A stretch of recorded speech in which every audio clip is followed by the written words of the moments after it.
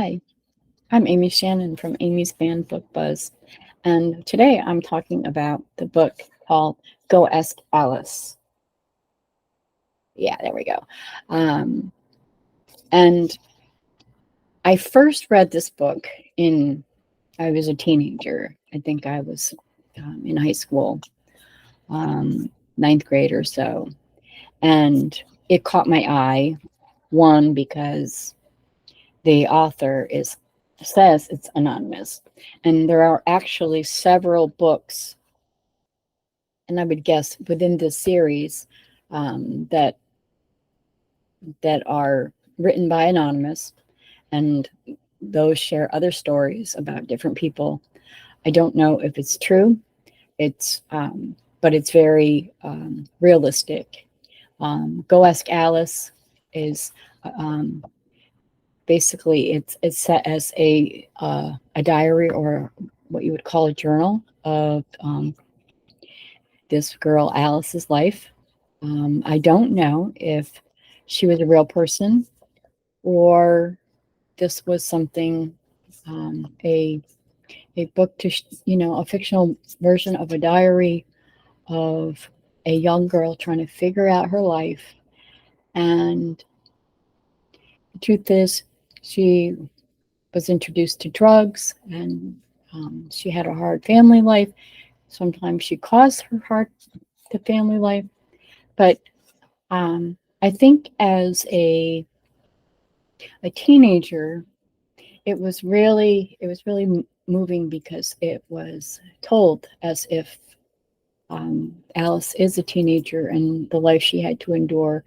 And you, and with that perspective, you're thinking, oh, I can kind of relate to her. No, I don't want to do drugs. Or what if I was doing drugs and then I was reading her story? So I recommend that anyone, especially young adults and teenagers, read Go Ask Alice. And it's it basically, I'm just going to read the back of the book for a minute, and then I found an excerpt that I think helps. You'll want to read her diary. You want to go into her world, and if you read it, there are things about it you just won't forget. It started when she was served a soft drink laced with LSD in a dangerous party game. Within months, she was hooked and trapped in a downward spiral that took her from her comfortable home and loving family to the mean streets of an unforgiving city. It was a journey that would rob her of her innocence, her youth, and ultimately her life.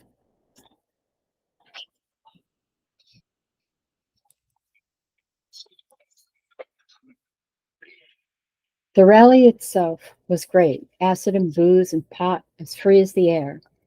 Even now, colors are still dripping down over me, and the crack in the window is beautiful. The life is beautiful. It's so goddamn beautiful. I can hardly stand it. And I'm a glorious part of it. Everyone else is just taking up space. Goddamn stupid people. I'd like to shove life down all their throats, and then maybe they'd understand what it's all about. Near the door, a fat girl with long, stringy blonde hair is getting to her knees on a green upon purple robe. She's got a guy with her, and he has a ring in his nose and a multicolored design on his shaven head. We keep saying love to each other. It's beautiful to watch. Color, intermingled with color. People intermingled with people. Color and people intercoursing together. I don't know what or when or where or who it is. I only know that I am a priestess of Satan trying to maintain, after a freak out to test how everybody was to take our vows. Dear Diary, I feel awfully bitched and pissed off at people.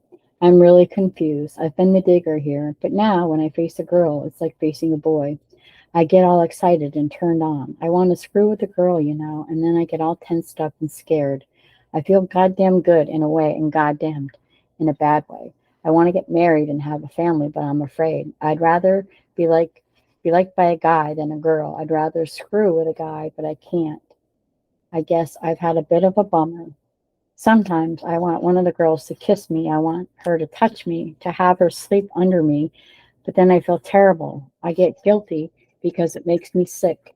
I think of my mother. I think of screaming at her and telling her to make room for me because I'm coming home and I feel like a man. Then I get sick and I want just anybody, and I should be out doing my digging. I'm really sick. I'm really way out of it. This book is one that's banned because it's very there's some explicit scenes, the language in it, but I think that's important. I mean, who knows a teenager who does not swear or yell at their parents or not get along? Teenagers that find themselves, and many sometimes they feel like nobody else understands them.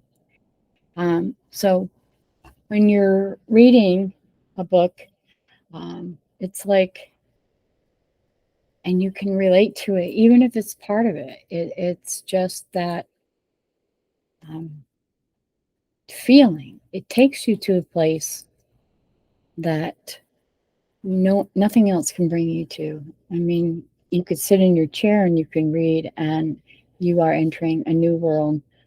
And books are very powerful. Words are very powerful, whether they're good words or bad words or just indifferent. They can be very powerful. People's stories deserve to be told. They deserve to be shared. That way, people who read these can relate, or they can learn about something else. And I tell you, every time I read a book, and it doesn't matter if I'm reading Shakespeare or Walt Whitman, or I'm reading James Patterson or Stephen King, or a wonderful indie author that just sent me their book to review, I'm learning from their experiences, their stories, whether they're fact or fiction, whether they came up here or from here, then you learn something.